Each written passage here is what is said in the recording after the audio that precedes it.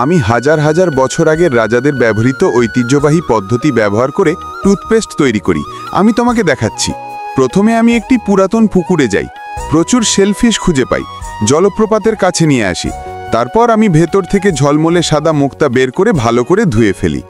তারপর আমি জলপ্রপাতের পাশের জঙ্গল থেকে একটি পাতলা লম্বা বাঁশ কেটে জলপ্রপাতের জলে ধুয়ে ফেলি এবং তারপর বাঁশের টিউব তৈরি করার জন্য একটি কড়া দিয়ে কেটে ফেলি, যা টুথপেস্ট তৈরির সময় ব্যবহার করা হবে। আমি বাঁশের টিউব এবং মুক্তা বাড়িতে আনি। তারপর খুব যত্ন সহকারে আমি হলুদ কাদামাটি আর্দ্র করি, একটি চুলা তৈরি করি এবং শুকোনোর জন্য রেখে দিই। তারপর আমি আমাদের ঐতিহ্যবাহী মটার এবং পেস্টেল ব্যবহার করে এই মুক্তাগুলিকে গুঁড়ো করি। তারপর আমি একটি সূক্ষ্ম চালনির মাধ্যমে ছেঁকে নিই, যাতে কোনো মোটা কণা আলাদা করা যায় এবং একটি মসৃণ টুথপেস্ট তৈরি করা যায়। তারপর আমি একইভাবে সমুদ্রের লবণ পিষে নিই। যারা তাদের শৈশবে সমুদ্রের লবণ দিয়ে খেলেছেন, দয়া করে মন্তব্যে শেয়ার করুন।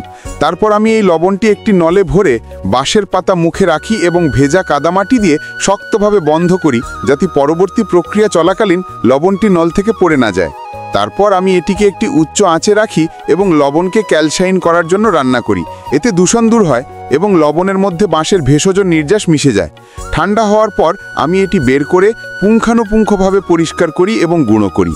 এই লবণের গুঁড়ো বের করার পর আমি আরও কিছু পাহাড়ি ভেষজ নিই, যা দাঁতকে উজ্জ্বলতা এবং প্রাকৃতিক শক্তি দেয়, যেমন পুদিনা, এক্লিপ্টা, অ্যাঞ্জেলিকা, ডাহুরিকা, সাপনক ভিয়া রুট, সুরালিয়া, করিলিফোলিয়া এবং সিচুয়ান মরিচ, এবং একইভাবে পিষে ছেঁকে নিই। তারপর আমি লবণের গুঁড়ো এবং মুক্তার গুঁড়ো একটি নির্দিষ্ট অনুপাতে ওজন করে এবং পুঙ্খানুপুঙ্খভাবে মিশ্রিত করি। এই প্রক্রিয়াটির জন্য অনেক প্রচেষ্টার প্রয়োজন।